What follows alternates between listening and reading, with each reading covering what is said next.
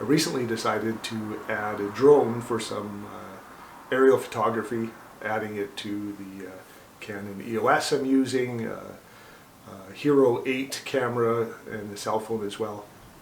I didn't know much about drones and specifically Canadian laws regarding drones, so I thought that I would pursue and reach out to a whole bunch of YouTube content providers and some Canadian ones.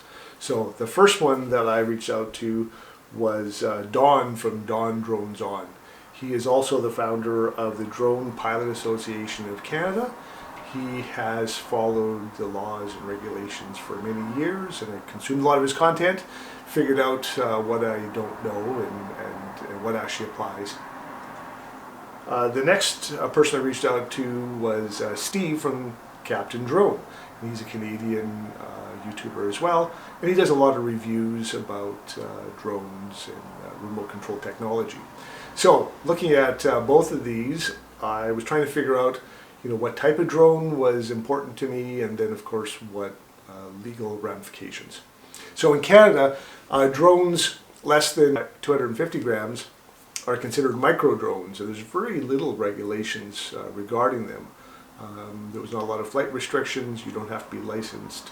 You don't have to register them. Basically, it's don't do stupid things. That's really kind of the overarching rules. But I knew that I needed to have collision avoidance. I'm klutzy, I didn't want to break this thing, so I wanted to find something in that realm. And there were 3 manufacturers that were producing drones that kind of fit into that. The first one is Skydio, and I think it's an American company, and they do a lot of autonomous stuff. Pretty interesting drone, pricey, but pretty interesting. Also found Autel. Autel has a couple of lines that looked pretty promising. They look relatively new though. I think they have a smaller following, so I wasn't sure about how well their software was keeping up with the product. I saw lots of pre-release news. Basically the drones came out but certain features weren't available yet. The last one I looked at was DJI, and DJI is very popular. They've been producing drones for many years, and decided that that was probably the route that was going to suit me best, and I ended up selecting an Air2S. It's kind of their mid-sized drone. Pretty excited by it. I've had it up a couple of times now this past weekend. In Canada you need to register them, so I proceeded to do that, registered after I bought it. I enrolled in a course, a Canadian company here, Coastal Drone. They have an online education system. Very well put together videos, mock tests, reviews, and extra resources to look at. Following that, I challenged the online test and I got my basic license. So in Canada, there's, as far as I understand, there's 2 different levels. There's a basic and an advanced. With the basic, pretty much you're restricted to flying in Class G, Class General airspace, and some Class F advisory airspace.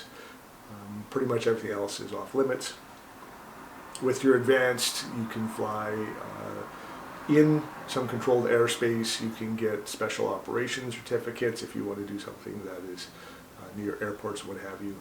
That requires more extensive ground school and exam, and then I understand an in-person test as well. And I think if you're using a drone professionally, or if I was a professional photographer, I'd probably pursue that as well. But at this time, I don't have any interest. So I purchased my drone. I bought the Fly More kit that comes with extra batteries. It comes with ND filters, a little carrying bag. So I'm pretty happy with it. In a moment here, I'll cut over and show you a couple of my first flying scenes. Again, I just barely got this thing off the ground. And of course I'm nervous, I don't want to crash into things. I feel like I'm flying at a super high height, and I look down and I'm at like 45 feet. With my license, I'm limited to fly up to 300 feet, and you get some beautiful aerial photography from that height, but you can't see it very well. It's up that high. And it's going to take some time to get accustomed to that. So overall, I'm very happy with the purchase I've made. I'm enjoying it. I'm hoping that I'm going to capture some interesting photography that I can share on the channel here over time. And I just thought I would take a moment to share how I got here, and again give kudos to the people that helped steer me here. All right, thank you very much, and see you soon.